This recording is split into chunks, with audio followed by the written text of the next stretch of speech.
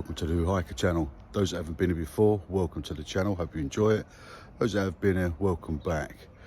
Well, nice early start again today. We're filling in one of the gaps that we left a little while ago. We're doing Swale down to Sittingborne, so currently at Swale railway station, and typical trains are on strike, so it's a quick cab just up to Swale. Takes about 10-15 minutes to get from here to Swale. Mileage wise, it's pretty short today. We're only on about a 7-8 miler today, but we do have a cook up, so looking forward to that. Nice breakfast whilst we're out on the trail. It's going to be a nice warm one again. We're expecting sort of 25, 26, so yeah, great. Although the clouds over my shoulder there do look a bit moody, but I'm assured we've got no rain. I hope so, because I've got no wets. But yeah, it's going to be a nice day. Looking forward to having a good cook up, which we'll show you a bit later on, and then take it from there. So all good. I'll catch up with you when we're at Swale. Well, just chipped up at Swale. Spin you around a minute, just show you where we are. Back on the Saxon Shore. Beautiful weather, looking really good out here today. Let me spin around and show you where we are. So just down by the, there's the old King's Ferry Bridge. Those that saw the last video will see when we was down there last. The new bridge takes you over to Sheppey. Over in the distance got Sheppey there. That's where we're heading, down round that way. Where them pylons are down around there, past them, round by the factory, and then back up. Right, so we've got this morning, we've got Miss Noakes this morning. Morning. How you doing, you alright? Good, thank you. How's the early start? Alright. 2 early starts on the spin. Easier today. Yeah. Raring to go. Looking forward to a cook up later? Oh yes, very much so. Excellent.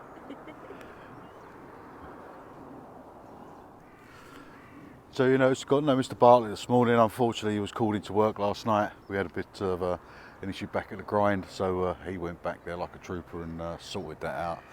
So he's now all nice and tucked up in bed. Fair play to him too. Right, we're going to get cracking, get walking. I say today's only a short hop really, probably about 7 miles, but we are going to stop off, cook up some food and have a cup of tea and just a leisurely stroll just to stretch the legs. And we're probably now, what, 4 or 5 weeks out of the challenge. Looking forward to next weekend. Next weekend's quite a big one for us, which is the double weekend, which is to see the end of the hike. So yeah, we'll just stretch the legs this weekend. Did you see that there? Snake skin. It's a fair old sized snake. Yes, this bit here.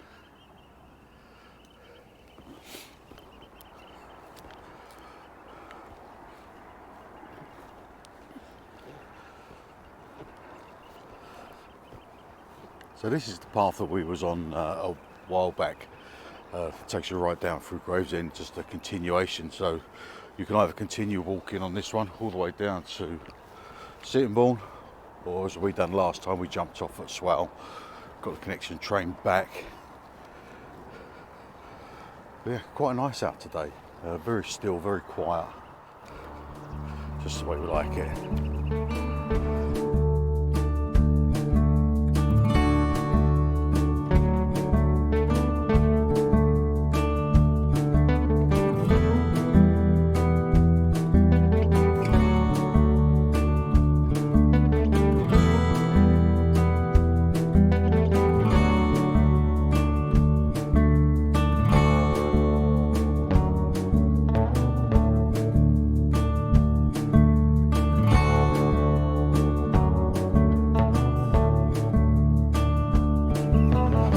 See that there over the distance. There's some sort of fire going on over there. You see the smoke over that way. It's long.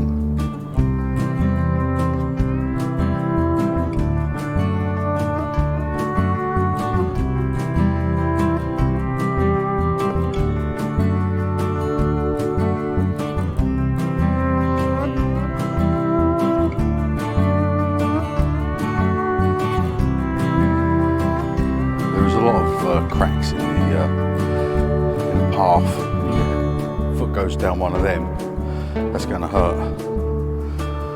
So I'll just air some caution as you're walking through here if you're coming down in summer. No one likes to see a twisted ankle.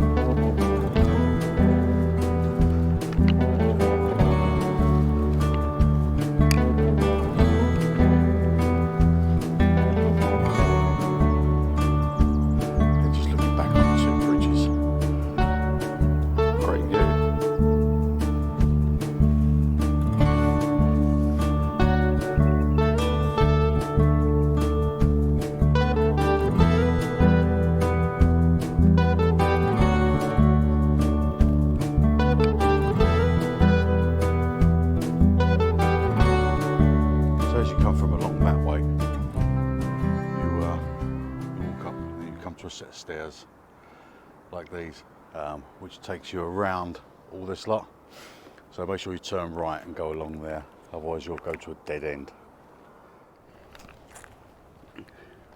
So as you come out of that footpath there down from them steps, you come to a roadway, and then you've got an industrial estate there with a road, but cross over the road and then you've got a pathway with a kissing gate that continues the trail. There are no signs. There's a sign going back the other way, but there's no sign showing you this way. So I assume it's this way. I'll let you know in a minute. So we've continued along that path. As you go through, they go through a few kissing gates, over a disused railway line, and then through the trees. I wouldn't say this is a well-trodden path, although you can make out what the path is. It's a bit uneven. I think we've just been spoilt the last few weeks with sea line trails, not sea lions, sea line, coastline.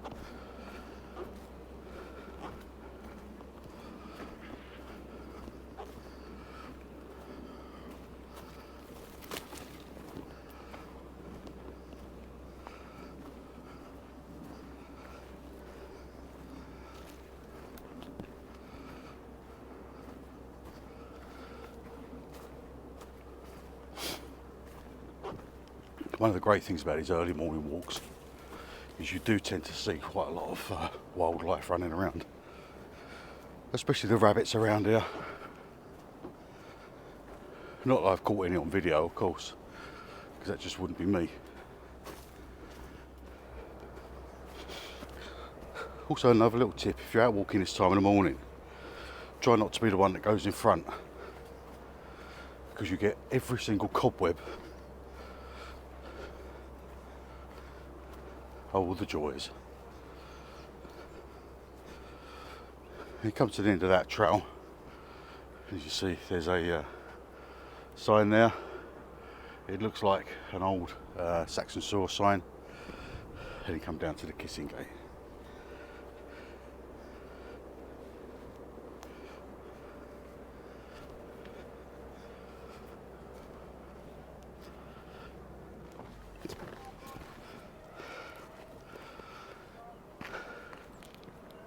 So once you come out of all that woodland, you then come back to this road, which I'm sure is the road where you could turn right all the way back down there.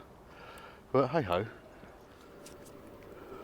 And once you get up to this point and you've got the industrial estate over to your left, you come up to a T-junction. An instinct says you actually turn left and walk along the riverside. But if you do, it goes to a dead end. So good job I checked the map.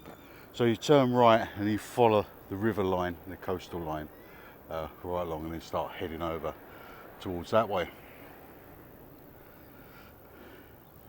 So some of these mistakes are very easy to make, I guess, when you're out. So it's just a few of the potential mistakes you can make if you're not too sure where you're going. Because that could have been a fair old trot along there, only to turn around and come back. When it starts getting a bit warm, it's not the sort of thing you want. So yeah, still a good walk, don't get me wrong.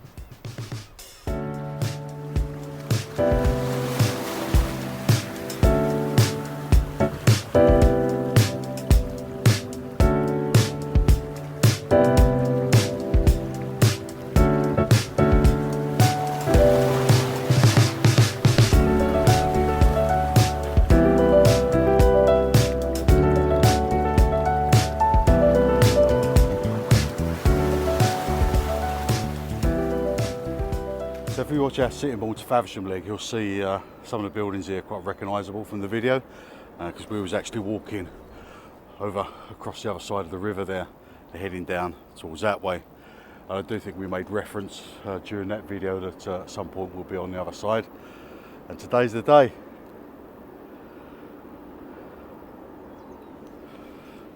So if you've not seen that video, it's well worth a watch, and it'll give you a bit more insight to the local area. But there used to be lots of brickworks around here, and that's what it became famous for. And in later life, a lot of paper mills, the Kemsley mill. It was kind of the lifeblood of the area, with jobs and employment. A lot of the mills are shut down now, and they've all become recycling centres and stuff like that. And the brickworks is, I think it's still just about going. But Sittingborne's always been quite an industrial area, with the rivers flowing into it, and lots of tributaries to get to the factories back in the day.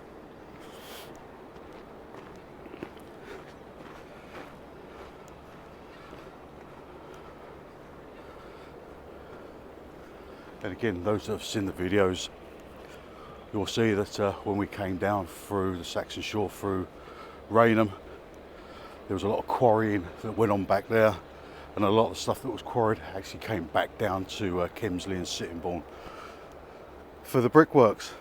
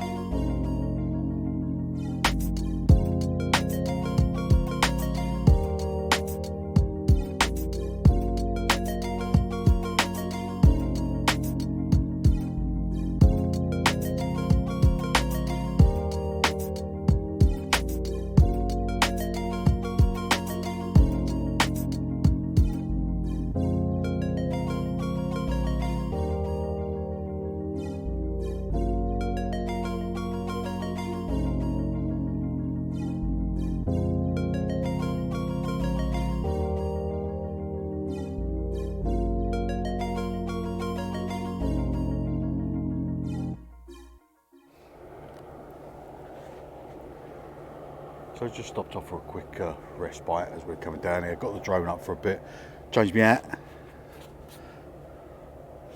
Bushcraft hat, see.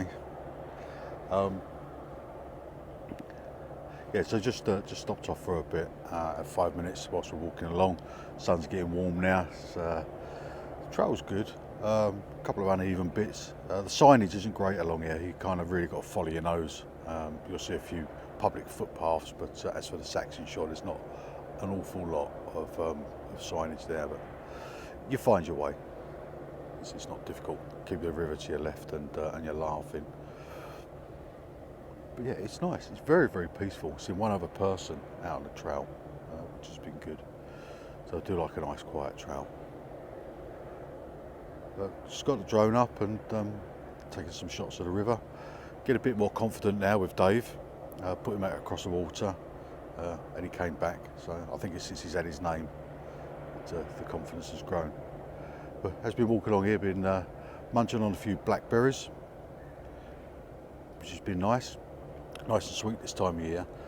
Bit of a tip for you: if you go blackberry picking and you're eating them whilst you're on the trail, don't pick them low on the ground, all right? Because the chances are that the dogs that walk along here have probably weed up them. So bit of a tip for you, just remember that. It's a shame it's not a bit later in the year, because there's plenty of apple trees along here as well, and the apples are only just about growing, and we did bite into one, but they're a little bit sour. Yeah, it's right. Might even put a few blackberries in my pocket for a bit later on. Actually, I might have a little bag in my bag, so I might put some in the bag for later on. Dessert. Right, time to get cracking. So once you walk along that path, the path kind of splits. One follows the river to the edge, and then the other one takes you through Kemsley Country Park, and they both wind up coming up to this point. The mouth, the head, assuming that's the creek. And you come round to here. So I'm assuming the creek's there and we walk along that way. So just after halfway in the hike really, and just found a spot to stop and have a bit of a brew up. And as luck happens, I've got a frying pan, some bacon, some sausages, so voila, food. So not a bad little place to stop and get a brew on. Stovey on the go. So I think the last time we was out, we spoke about the frying pan was a bit knackered, and I think all the food stuck to it the last time. So I was looking around for another one. I was looking around for one of these lightweight ones where the handle folds in and you can't feel it and all this, and that was absolutely ridiculous prices. And then we went down to the little hardware store. Whilst I walked around a hardware store, found a decent little pan, quite flat, quite light, but a fixed handle on it. So took it home, got it in a workshop, and put a little foldy bit on it. So let me show you. So this was the pan, so quite thin, quite light. Just got a hinge. We put a little hinge on it. So absolutely ideal. And then it folds up, nice and flat, and goes in the bag. Let's see if it fries and cooks all right. Happy days.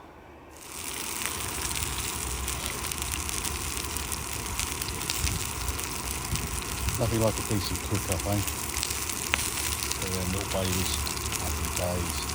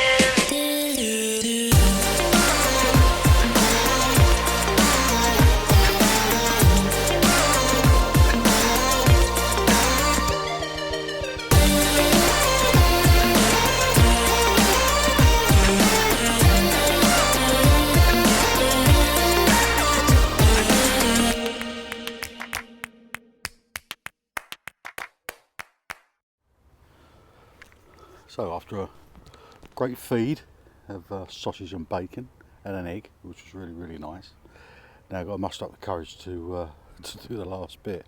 I don't know what it is with short hikes, they always seem to be longer, they seem to take forever. I think it's because we always stop off and have a bit of a cook up. So whilst we stopped for a little while, I thought I'd have a bit of a chat about some of the things hiking. We all love hiking, we all love to get out. Some people love to get out solo, as a team, as a group, in many different ways, shapes and forms.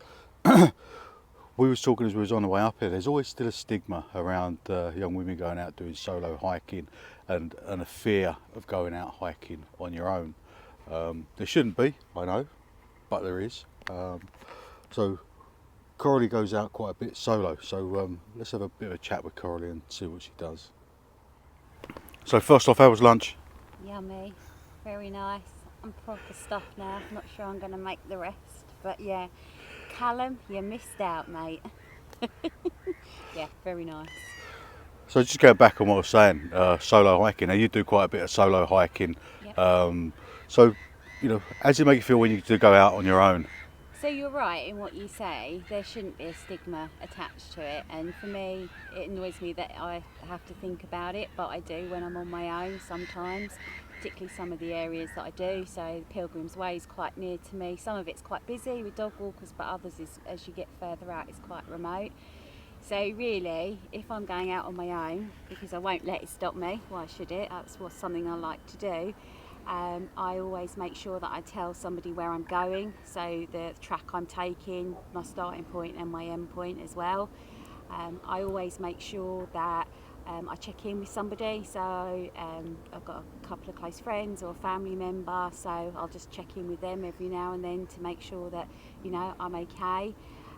The other really good thing that I think's useful is the app, What 3 Words, because that's the other thing as well as, you know, the obvious dangers of potentially being female and going out and, you know, people being out there, the injury as well. So if you're injured and you're with the team, that's great because you've got 1-2 other people with you.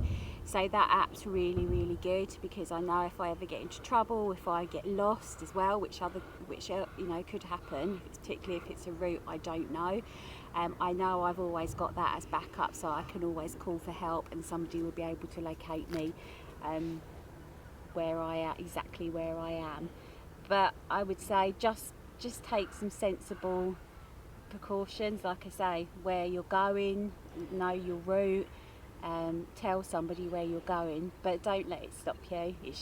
Why should we feel like we have to? It has to stop us because it's great to get out. As much as you love going out with the team and I love company with my friends, I go out and walk in. Sometimes it's just nice when you're got some time, you want to get out, go for a little jaunt. I'd say do it. Absolutely encourage you to do it as well. It's good for the old mind as well. So that's fantastic. So there you have it, and thanks for that, Corey. That's fantastic. Question for me, I'll put back to you, is I do a lot of solo walking as well.